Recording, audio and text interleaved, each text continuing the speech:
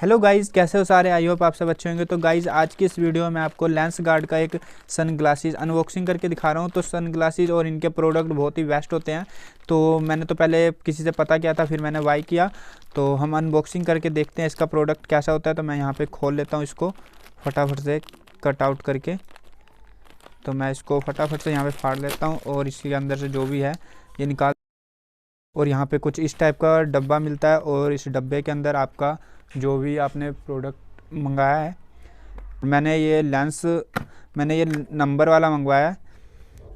तो आप देख सकते हो, आप भी अगर चाहो तो नंबर वाला ही मंगवा सकते हो, सिंपल भी मंगवा सकते हो।